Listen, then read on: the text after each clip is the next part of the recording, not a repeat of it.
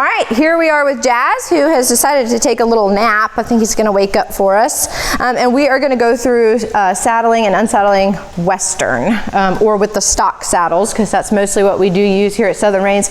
Real quick, I just wanna point out the pads. This is a BioFit pad, and this is the girth. Again, if you saw the Tacking the English saddle video, this stuff is typically stacked on top of the saddles over here on the saddle racks that are going to be on that assigned saddle rack.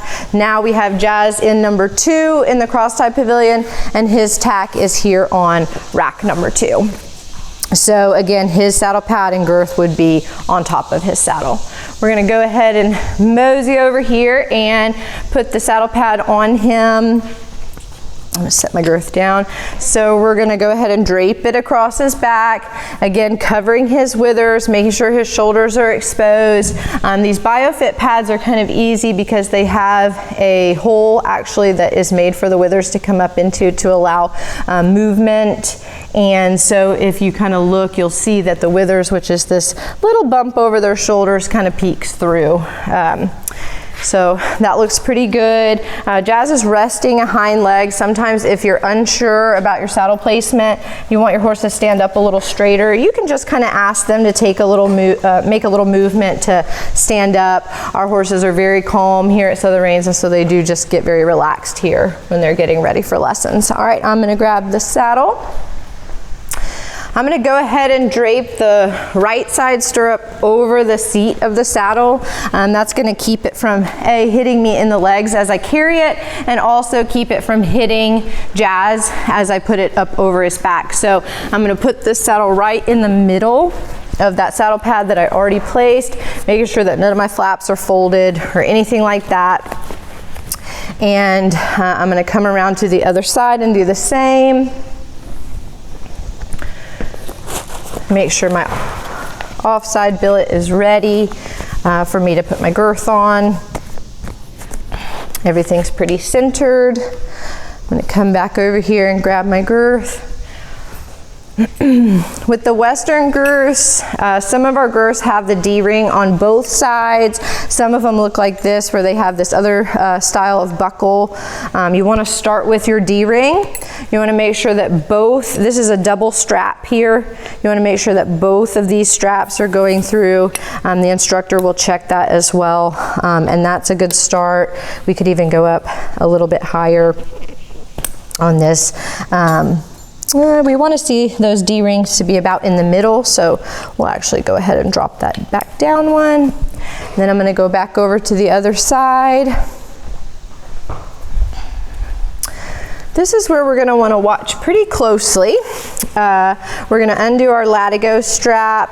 I'm going to carefully reach under, bring that girth around, and this is where we're going to start. And you can go through the top or the bottom.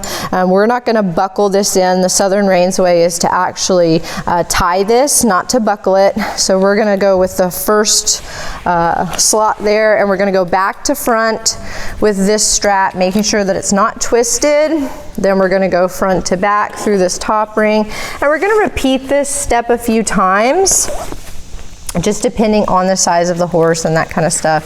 So we want to have enough strap left to tie at the end. So here I'm going to go ahead and do one more front to back, and then I'm going to get ready to tie it. So I'm going to take the strap towards the front. I always say that's like a 7, then a backward 7, and then we're going to come and we're going to do that back to front again up through the loop. So we're creating a loop here that we're going to then bring the piece of our latigo down through, and that's going to tie that for us. We're going to go ahead and bring the stirrup down, and then Jazz has his Western tack on. Another step that we're going to go through is the reins, and we might use this style of reins for English or Western tacking. These are our black and red reins. These help with dexterity. They help our participants to learn their left and right.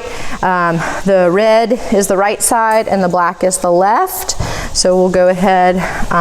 Jazz very typically goes into lessons in his halter, and so you would see these reins actually clipped right onto his halter, just like so.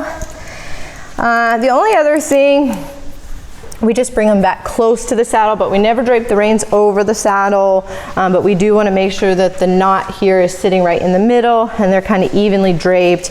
And you don't accidentally have like one hanging that he might be able to stick his foot through or something like that. All right. So that is putting all of the Western tack on, or the stock saddles on, and the reins. And I'm gonna take it all back off. So we're gonna start with the reins. We've got our horse hooked back in after the lesson. We're gonna go ahead. You could let these fall to the ground. I just draped that back over his neck just in case, but then I'm gonna go ahead and remove those, hang them up. And then we're gonna go again, starting with the girth. We're gonna undo his girth. I'm gonna drape that stirrup back over the saddle to get it out of my way. And I'm just gonna start to undo that knot that I did before. Really simple, just pull it through until it's off. Then I'm gonna tuck my latigo through so it's not dragging on the ground when I take all my tack back to the tack room. And I'm gonna leave that stirrup over. I'm gonna come over here, undo my girth from my offside billet.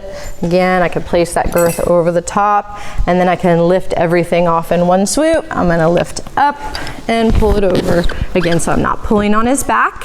Then I'm gonna carry all my stuff back over to rack number 2. And then I have untacked my horse.